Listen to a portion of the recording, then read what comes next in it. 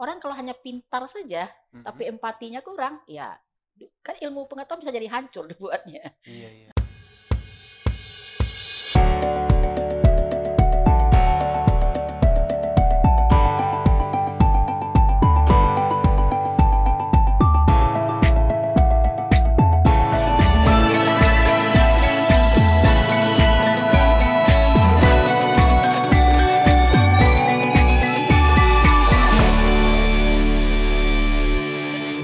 Halo kerabat Andalas TV, berjumpa lagi bersama saya Rudi Antono dalam program Andalas Ngobrol Lepas, Andalas Ngepas. Saat ini sudah hadir bersama saya pakar psikologi dari Universitas Islam Membonjol, yaitu Uni Dr. Wanda Fitri MSI.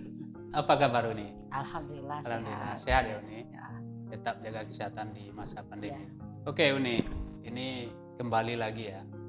Pemerintah menerapkan PPKM, artinya mau tidak mau institusi sekolah baik dari SD sampai SMA maupun perguruan tinggi harus daring kembali sepertinya ya, dan itu sudah berjalan untuk SD sampai SMA. Uni sendiri melihat apa persoalan yang dihadapi oleh siswa ketika melaksanakan daring itu? Ya, sebenarnya ketika ada himbauan dari pemerintah kepada setiap masyarakat Indonesia, termasuk dalam dunia pendidikan, untuk melakukan pembelajaran jarak jauh atau belajar di rumah, BDR kalau istilah sama guru-guru di sekolah, WFH bagi orang bekerja, begitu ya. Nah, itu ada sesuatu yang berubah di masyarakat sebenarnya, yaitu bagaimana mereka mencoba sesuatu yang baru, beradaptasi dengan situasi yang baru, di mana hal sebelumnya tidak pernah terbayangkan, terutama oleh bangsa Indonesia, karena kita kan belum terbiasa dengan budaya daring atau budaya kuliah atau belajar jarak jauh itu. Nah, mungkin di perguruan tinggi juga begitu, walaupun ada 1-2, tapi tidak rutin. Jadi yang memang kita terbiasa dengan tatap muka. Nah, kondisi yang serba baru ini itu awalnya sebenarnya kalau dihitung itu sudah dari awal 2020 ya. 2020 ya. Sekarang sudah pertengahan dari 2021. Berarti sudah 2 semester yang terlalui dan akan masuk lagi semester baru. Ini juga masih daring. Dengan kondisi seperti ini kita yakin ini masih daring karena masih tinggi tingkat penyebaran COVID di Indonesia. Jadi ada sesuatu yang berubah di dalam cara belajar anak-anak. Ya, mereka yang awalnya tatap muka. Jadi kalau tatap muka kelebihannya kan bisa feedback. Informasi yang diterima bisa feedback, kemudian jam belajarnya mereka teratur. Jam 7 sampai jam 2 misalnya, ada sebelumnya bagi anak SD sampai SMP. Sekarang mereka harus belajar sendiri secara mandiri dengan jam yang sangat fleksibel. Artinya kita tahu, mungkin kita yang punya anak bisa lihat di rumah bagaimana mereka belajar. Guru itu menyampaikan materi dilengkapi dengan tugas, beberapa tugas untuk satu guru. Kemudian datang lagi guru yang lain, nyampein materi, kasih lagi tugas. Nah, anak-anak akhirnya tertumpuk dengan tugas. Jadi padahal pembahasannya tidak mendalam seperti tatap muka. Nah, itu mengakibatkan anak-anak belajarnya kurang bisa menangkap makna yang dimaksud oleh guru. Walaupun materinya sudah disampaikan. Walaupun materi sudah disampaikan, kadang-kadang kita juga tahu, kadang guru hanya menyampaikan materi atau ngasih tugas. Ini misalnya untuk tingkat SMP SMA ya gitu ya. Kalau SD mungkin ada penjelasan. Nah, hal ini tidak hanya membingungkan bagi anak tapi juga bagi guru sebenarnya. Bagaimana cara mereka menyampaikan materi itu agar materi itu bisa diterima oleh anak-anak. Jadi persoalannya tidak hanya bagi siswa, pada peserta didik, pada siswa, tapi gurunya juga. Kemudian tambah lagi orang tua yang mendampingi juga begitu. Mereka menjadi menambah kerja lagi mendampingi anak-anak. Kalau anak-anak yang pintar tidak masalah, mungkin orang tua yang paham dengan itu tidak masalah. Tapi bagaimana anak yang daya tangkapnya lemah atau orang tuanya punya pengetahuan yang tidak sama dengan anaknya, nah itu menambah beban lagi. Artinya Akhirnya stres latar itu, pendidikan orang tua juga. iya, stres itu berlapis. Guru stres, peserta didik stres, orang tua juga ikut stres. Ya. Nah itu yang kita lihat di awal-awal pandemi dulu. Karena itu ternyata tapi baik guru, orang tua maupun murid itu punya optimis ini akan berlalu. Ternyata 1 tahun berlalu tidak juga, masih menghadapi. Nah selama ini kita lihat kondisi itu, pertama itu ada perubahan cara belajar. Dan kemudian kedua, kenapa kita jadi sulit? Karena memang ini adalah suatu yang baru, adaptasi baru. Sementara budaya masyarakat kita tidak terbiasa dengan kondisi online seperti ini. Jadi ada banyak hal yang harus mereka pelajari kembali. Semua memulai dari nol gitu. Akhirnya guru-guru pun mencari penambahan pengetahuan mereka.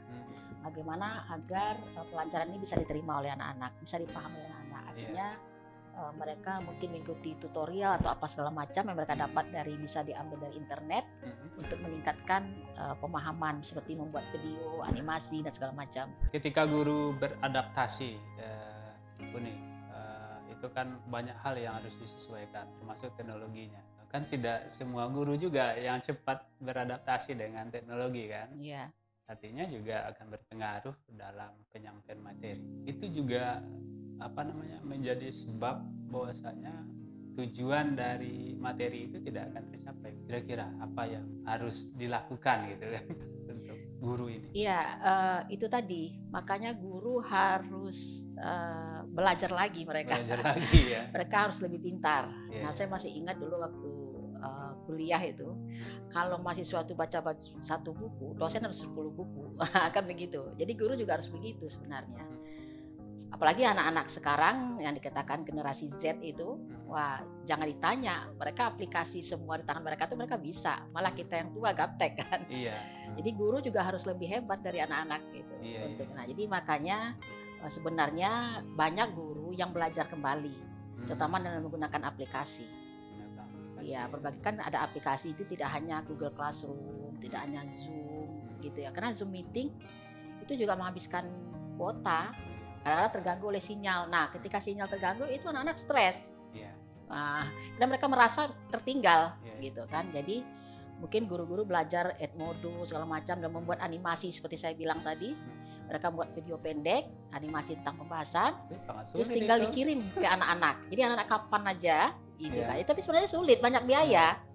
Jadi sebenarnya butuh waktu, banyak biaya. Sebenarnya ya maju kena mundur kena lah ada ininya kan. Tapi itu tadi, minimal kan banyak juga yang sederhana menggunakan WA. Mereka mengirim materi melalui WA gitu. Tapi itu tadi kelemahannya. Ketika guru mungkin sudah mengupdate ilmu mereka, tapi kesiapan murid-murid dan fasilitas sarana prasarana yang ada di masyarakat, di murid-murid juga bisa menjadi halangan. Ya seperti saya bilang tadi, ya sinyal, kemudian keterbatasan kuota, kemampuan membeli kuota tadi. Nah itu kan juga berpengaruh terhadap cara belajar anak-anak. Kualitas gawainya gitu. Juga berbeda-beda, nanti berpengaruh juga kepada penangkapan sinyal. Betul. Jadi itulah akhirnya menimbulkan stres. Jadi sebenarnya dampak yang utama itu pada anak-anak itu stres. Stres karena mereka satu sisi mereka mungkin jenuh ya, karena tidak bisa tatap muka. Mereka jenuh, tidak bisa berkomunikasi, tidak bisa berinteraksi, tidak bisa feedback dengan gurunya, tidak bisa berinteraksi dengan teman-temannya. Nah, kita tahu bahwa dalam konsep psikologi perkembangan usia anak itu, terutama anak TK sampai SMP, walaupun SMA sebenarnya, interaksi ini sudah menjadi suatu keharusan, kebutuhan mereka. Karena mereka harus berinteraksi. Karena ketika mereka di sekolah, mereka kan ada budaya sekolah itu, datang, menyapa guru, beri salam, upacara bendera gitu kan, ada diskusi. Nah itu tidak ditemukan ketika daring. Itu akhirnya anak-anak menjadi tidak pernah berinteraksi, jadi ada yang terhalang. Terhalang adalah perkembangan yang lainnya terhalang, perkembangan psikososialnya terhalang. Nah, jadi akhirnya walaupun anak-anak itu pintar main gawai, pintar gadget ini, pintar aplikasi apa saja, tapi kan mereka seperti robot. seperti artificial intelligence aja. Jadi intelijensinya. Jadi kepintaran kognitif saja, semua empatinya nggak berkembang gitu. Jadi istilahnya perkembangan. Sementara kognitif itu juga harus diikuti oleh perkembangan emosional dan sosial, harus diiringi. Itulah namanya pendidikan karakter, itu kan konsepnya 3 itu. Jadi kalau kata istilahnya kecerdasan emosional, kata istilah psikologi Goleman itu kan. Jadi tidak hanya pintar secara kognitif, tapi juga harus pintar secara emosi. Karena emosi ini berhubungan dengan otak kanan, yang berhubungan dengan bagaimana mereka memecahkan masalah, bagaimana mereka beradaptasi, bagaimana mereka bersosialisasi. Itu penting gitu. Orang kalau hanya pintar saja, tapi empatinya kurang, ya kan ilmu pengetahuan bisa jadi hancur dibuatnya. Nah, jadi seperti itu. Jadi kita khawatirkan ke depannya ini menetap pada anak-anak, terutama anak-anak yang dari TK PAUD itu, SD itu kan usia-usia rentan perkembangan. Kita khawatirnya ini generasi ke depannya kalau COVID ini tidak selesai, itu kan akan memakan waktu lama lagi. Itu berdampak panjang ke depannya. Kalau anak SMP, anak SMA masih lumayan gitu ya. Mereka pernah mengalami masa belajar tatap muka, mereka sudah mulai bisa mengembangkan, mengambil kebijakan, bisa mengambil makna dari pengetahuan mereka. Tapi kalau anak yang di bawah itu, yang mulainya di masa mereka mulai di masa COVID, pertumbuhan mereka butuh di saat seperti itu, kondisi seperti ini ya. Itu kita kasihannya nanti kita yang dampaknya ke situ. Dan mereka juga akan jadi tumbuh ke generasi yang pintar, tapi pintar secara artificial intelligence tadi, bukan sosial dan emosional intelligence. Nah, itu yang kita khawatirkan nanti ke depannya. Jadi ketika lingkungan sebaya itu hilang, berdampak secara sosial ya, secara psikologis ya. Kira-kira apa akibatnya? Apakah memang hanya akan menjadi sebagai manusia robot atau? Ya bisa, kita khawatirnya bisa begitu. Karena itu penting, itu merupakan kalau ibarat gizi ya, harus lengkap gizi. Harus lengkap gizi. Jadi interaksi itu sama anak-anak itu merupakan gizi, kebutuhan dasar bagi mereka. Mereka tuh berteman. Jadi salah satu tugas perkembangan anak itu adalah bermain. Bermain sambil belajar, belajar sambil bermain. Makanya di TK itu nyanyi-nyanyi, ya. Di SD masih ada nyanyi. Itu maksudnya bermain sambil belajar, belajar bermain. Karena cara berkembang emosi mereka tuh dari situ. Kognitif kepribadian mereka tuh dari situ. Nah, jadi memang interaksi itu, karena kita kan makhluk sosial. Nah, jadi itu karena kita makhluk, kita nggak bisa hidup sendiri. Jadi kalau kita terbiasa, ya seperti inilah anak-anak yang kondisi sekarang. Mereka belajar di rumah dengan waktu misalnya hari ini jam sekian belajar online. Habis itu ada tugas. Nah, mereka mengerjakan tugas itu, saya bilang tadi waktu mereka itu nggak menentu. Kalau di sekolah kan pas ada waktunya pulang, paling jam malam tuh buat PR. Ini enggak. Sepanjang waktu mereka bisa belajar jika tidak dikontrol baik oleh orang tua. Berkurung aja di kamar, kita nggak tahu. Ketika ditanya ngapain, belajar memang kita lihat dia belajar. Tapi di sini itu nggak mungkin orang tua mengontrol terus.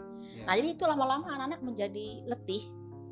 Nah, jadi kalau sudah letih, ya misalnya kita tadi stres ya, menerima apa dari guru. Justru kemampuan menerima. Iya, mereka tidak paham dengan itu, tapi mereka harus buat tugas tentang itu. Akhirnya stres itu menimbulkan kejenuhan, keletihan. Akibat dari keletihan itu turunnya emosi tidak stabil. Kemudian akibat dari emosi tidak stabil, menjadi tidak fokus, kurang motivasi. Akibatnya apa? Ya udah, imun yang dikejar.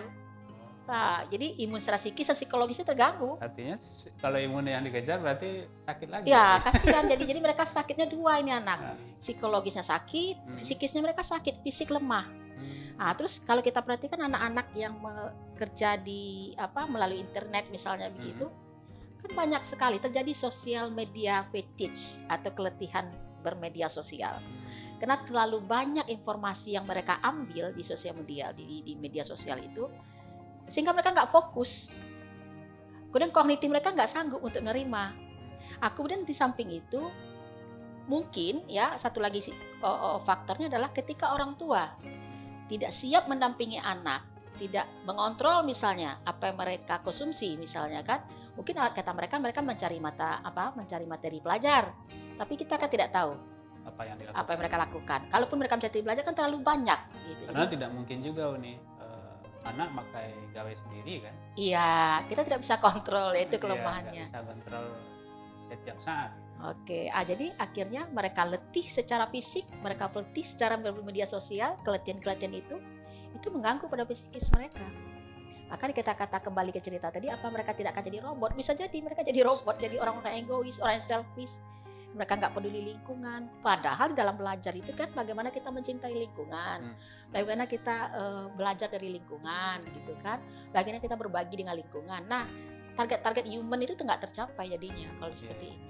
Selain itu nih, ini kan kalau diminta kepada orang tua yang memberikan pembelajaran kan nggak mungkin optimal juga kan. Orang tua juga harus mencari nafkah ya, kan. Betul. Tentu harus ada, orang bilang kan harus ada alternatif lah gitu kan dalam kondisi seperti itu. Uni sendiri melihat dengan kondisi yang kalau boleh saya bilang kekacauan lah gitu kan. Ya. Kan kacau lah. Kacau ya, betul. Apa jalan-jalan yang harus ditempuh? Kita tetap pandemi tapi harus ada solusi-solusinya di situ. Saya pikir perlu pendampingan pada orang tua. Ya, mungkin kalau selama ini webinar orang tuanya yang didampingi maksudnya? Iya, maksudnya pendamping ini. Webinar selama ini kan banyak ke guru kemana, tapi ke masyarakat kan jarang tersentuh webinar seperti itu. Gitu. Jadi mungkin sekolah melakukan Zoom meeting atau apa melalui webinar, bagaimana cara mendampingi anak belajar. Nah, kemudian yang kedua, sekolah juga mungkin, tapi ini tergantung tentu saja kepada kurikulum nasional ya, kepada kita minta kepada pemerintah ini untuk memberikan kebijakan lah. Artinya gini, ada kita kan kurikulum kita terlalu padat, tapi ini sebenarnya terlalu panjang kita cerita ya. Tapi saya melihat itu salah satu langkahnya. Ada semacam keringanan di beberapa pemerintah cara belajar ini bahwa kalau selama ini misalnya target materi itu ada 16 kali materi, paling tidak kita kasih 8. Tapi bermakna, artinya bermakna ini anak-anak tahu apa yang mereka kerjakan, anak mengerti apa yang mereka kerjakan. Jadi guru-guru pun tidak menumpuk tugas ke anak-anak gitu. Nah, tidak dibebankan betul anak dengan tugas. Kemudian orang juga gitu, mungkin banyak sekali sekarang sudah ada media-media di YouTube yang belajar memberikan materi-materi, menyampaikan materi belajar dengan cara santai, nyaman, tutorial. Begitu juga bisa membantu pada anak-anak. Dan kepada orang tua tadi gitu, orang tua kita ke masyarakat kita berlapis. Mungkin kepada orang berpendidikan kita bisa ngomong gitu. Pada masyarakat yang ekonominya ke bawah misalnya kan sulit untuk kita harapkan. Kasian juga kita kan. Nah, jadi mungkin saya pikir ya ada relawan-relawan lah yang bisa memberikan pencerdasan kepada masyarakat gitu. Dan salah satunya kampus, saya pikir perguruan tinggi perlu turun gitu. Turunnya begini. Mereka bisa melibatkan mahasiswa yang tingkat akhir itu untuk melakukan tenaga sukarelawan. Kalau yang baru ini masalahnya juga sama. Iya, karena mereka belum paham apa itu situasi kampus kan. Ya, pengalaman saya kalau ngajar itu kadang-kadang mereka ketika kita kasih tugas, kita kasih materi, mereka tuh mintanya seperti yang di sekolah mereka gitu. Akhirnya kita jelaskan dulu kira-kira 4 kali pertemuan bagaimana cara belajar di kampus, perguruan tinggi. Dan beradaptasi tinggi. Jadi setiap guru, setiap dosen sebenarnya harus memberikan semacam ospek begitulah dulu kepada anak baru. Jadi kalau kita langsung kasih materi nggak masuk, susah, emosi sendiri dosennya. Karena mereka belum ngerti apa itu kampus, mereka nggak ngalamin ospek ya kan, mereka nggak ngalamin masa perkenalan dengan kampus, belajar seperti apa di kampus itu gitu. Bahkan ada mahasiswa baru itu nanya IPK itu apa gitu. Kenapa IP-nya 3 kok Bu? IP itu bukan 8 nilai akhir kan. Nah, kita jelaskan IP itu ini maksudnya. Di sekolah lah 90. Ya 90. Ini mereka bilang kenapa 3 Bu? Bukan rendah sekali itu. Nah, ini bukti mahasiswa baru itu tidak paham kuliah itu sebenarnya seperti apa. Sementara pemahaman itu harus diberikan dengan tatap muka supaya optimal ya. Jadi legowonya maksudnya semua lah lapisan yang mulai dari pengambil kebijakan, tenaga pendidik, semua itu harus memang memahami situasi ini dan memang betul-betul bertanggung jawab secara moral terhadap peserta didik. Jangan hanya mengejar targetku harus sampai, materiku harus sampai, terserah anak-anak mencari seperti apa. Nah, kan kasihan anak-anaknya. Karena memang berbeda daya tangkapnya betul. Tatap muka dengan daring. Mereka tidak fokus. Dan kemudian dampak lagi itu ada beberapa hasil penelitian. Salah satu dampak yang sekarang yang sudah nampak itu adalah pertama memang tidak bisa fokus. Kemudian ternyata anak-anak tidak mandiri. Tidak mandiri. Kenapa? Mereka tergantung pada orang tua, terutama anak yang SMP ke bawah ya. SMP ke bawah. Itu tergantung sekali sama orang tuanya. Kadang orang tuanya yang ngerjain PR. Orang tuanya ngerjain PR. Orang tua juga gitu. Daripada anaknya stres, dia kerja akan PR anaknya. Karena sulit nyuruh anak sendiri. Betul. lah. Kemudian belum lagi orang tua yang viral yang marah-marah di itu anaknya, itu memang kejadian itu. Jadi banyak masalah, banyak yang berdampak gitu kan. Nah, jadi ini tadi kita khawatirnya memang gitu. Mudah-mudahan COVID ini cepat selesai lah gitu. Karena terlalu banyak sekali dampak negatifnya pada dunia pendidikan, terutama dunia pendidikan. Karena tidak hanya stres, saya bilang tadi, tidak hanya pada peserta didik, guru juga orang tua ikut bermasalah jadi. Iya. Artinya solusinya selain pendampingan itu memang COVID ini selesai. Iya, berdoa kita. Berdoa. Ya dengan syarat tadi kita disiplin lah dengan prokes gitu ya. Kita disiplin ya. Dan ya kita tahu kan satu lagi budaya kita itu masyarakat kita ini kan orangnya cepat cepat sharing tanpa saring kan gitu. Iya. Nah itu juga mengacaukan cara prokes itu tadi untuk COVID. Ada yang mengatakan penting ada yang unik diterima di share langsung. Gitu. Nah itu anak-anak akhirnya juga ikut juga mereka. Ya kan kita bilang memang sudah pakai Android sendiri kan? Ya lesson like father lah gitu. Ya mereka punya Android sendiri. Ya. Nah, mereka bisa mengakses informasi sendiri. Sama lah dengan orang tuanya kan. Apa yang dilihat orang tua juga dilihatnya kan. Kira-kira Ibu, tadi kan selain solusinya pendampingan itu kan juga bermasalah juga kan. Tentu prokes ya. Iya, prokes juga yang dihadapkan kan. Iya. Atau memang dibiarkan seperti itu aja atau bagaimana itu? Iya, saya melihat ini complicated ya persoalan kita itu. Sejak COVID ini banyak sekali yang bermasalah. Tapi daripada tidak menurut saya kita yang mana yang bisa kita buat kita laksanakan.